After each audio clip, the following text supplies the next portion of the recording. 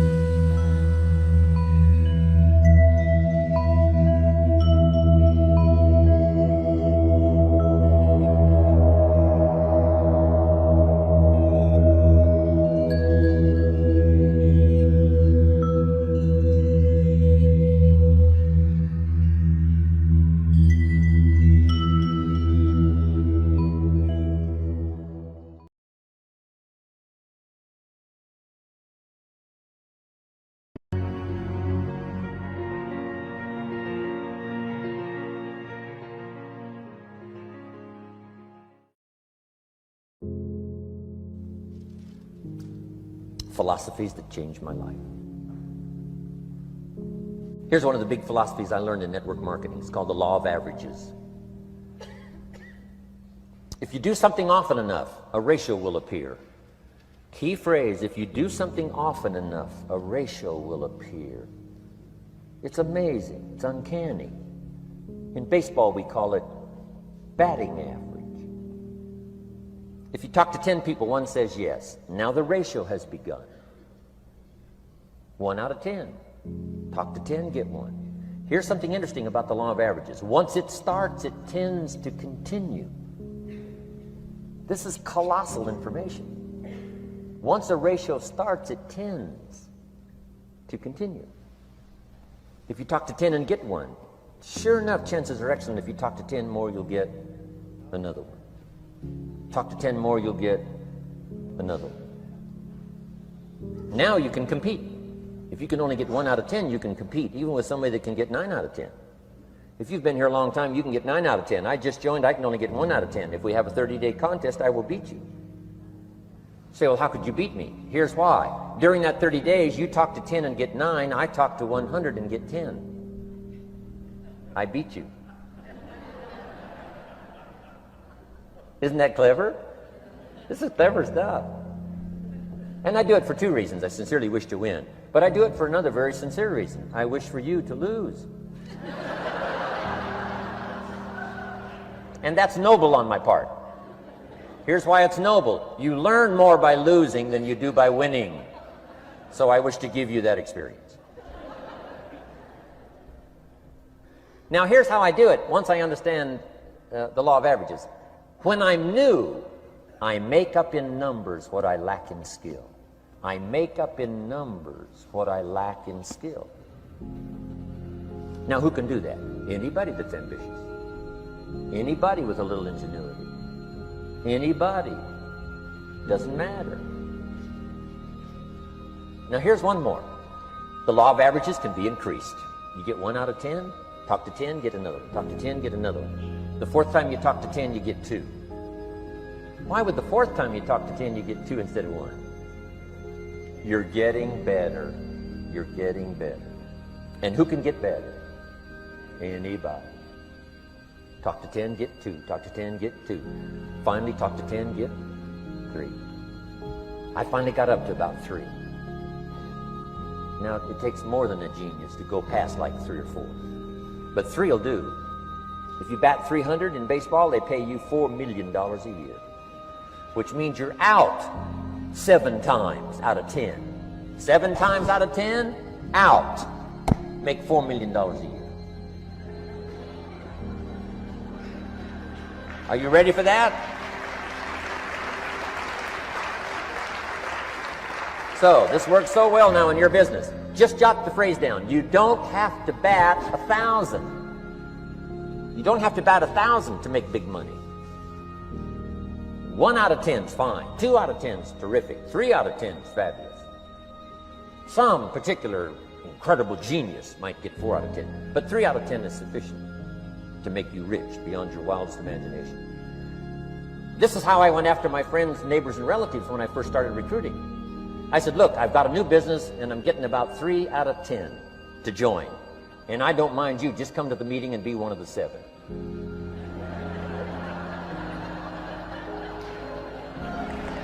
Right? Doesn't matter. You're my friend, you'll do me a favor. And so it's not important to me that you like it. It's not important to me that you join. It's certainly not important to me that you buy. It's just important to me that you listen. One of the reasons, though, I want you to hear the story is because a year from now, if I'm doing well, I don't want you to say, how come you never picked up the phone a year ago? I never got a letter, never got a call. You call me a friend? You're making all this money? You never picked up the phone. So I don't want that to happen.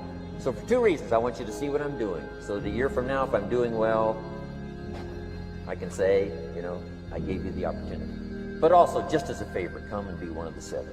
It doesn't matter to me if you buy or join. But I need 10 to get 3. And if you're one of the 3, wonderful. If you're not, wonderful. It might matter to you. It might matter to you, but it doesn't matter to me. Now, it matters to me because we're friends, but it doesn't matter in terms of my averages. So if you decide to get rich, just learn the law of averages. You're off and running. Now, here's the second law that changed my life forever in network marketing. I learned the law of sowing and reaping.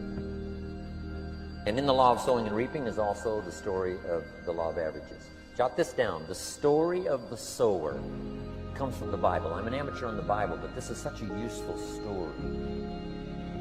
Here's what the story says. And take the notes because the drama's in the details. The sower was ambitious. Evidently he was ambitious. When you read the whole story, you'll conclude, yes, this was an ambitious sower.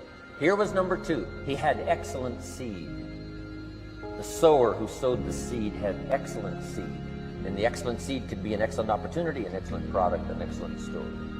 So we've got an ambitious sower with excellent seed.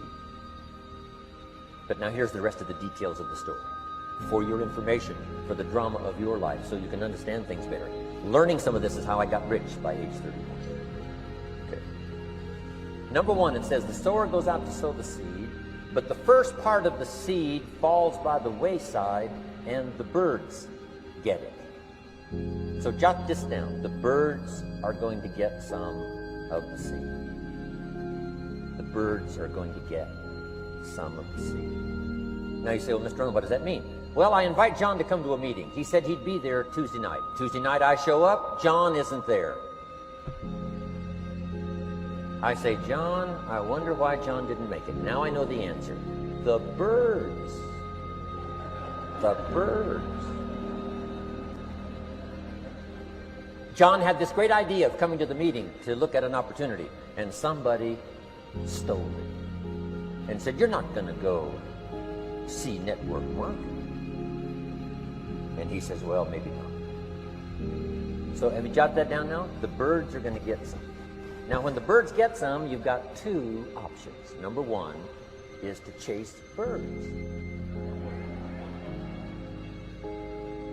And say, well, let me get a hold of the person that talked him out of coming to the meeting. I'll tear him a new page. But I wouldn't do this. Here's what happens if you go chasing birds. You leave the field. If you go chasing birds now, you leave the field, which is going to distract from your future, not add. So you can't chase birds and try to straighten this stuff out. Here's what it is. It's just one of those things. And here's the best comment when things are a little disappointing. Isn't that interesting? You just have to say, I thought sure you would be there. You promised me. You promised me. But I know it was the birds. And you just have to say, isn't that interesting?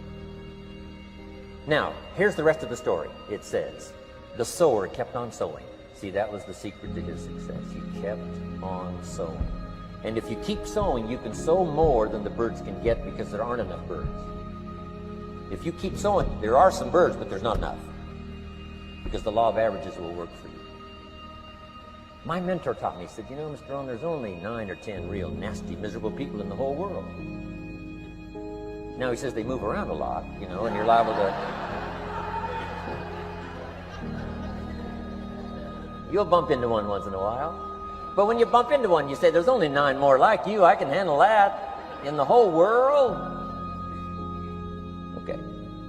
Now here's what else it says. The sower now keeps sowing the seed. Now the seed falls, the story says, on rocky ground where the soil is shallow. And the rocky ground where the soil is shallow is not of your making, because you had excellent seed and you were an ambitious sower. So the rocky ground where the soil is shallow is not of your making. But here's what it says what happened. This time, the little seed that falls in the ground starts to grow, and the little plant starts to grow. But the first hot day, it withers and dies. Not an easy thing to watch. I finally get John started. Sure enough, 3 or 4 days later, somebody says, "Boo!" And he goes,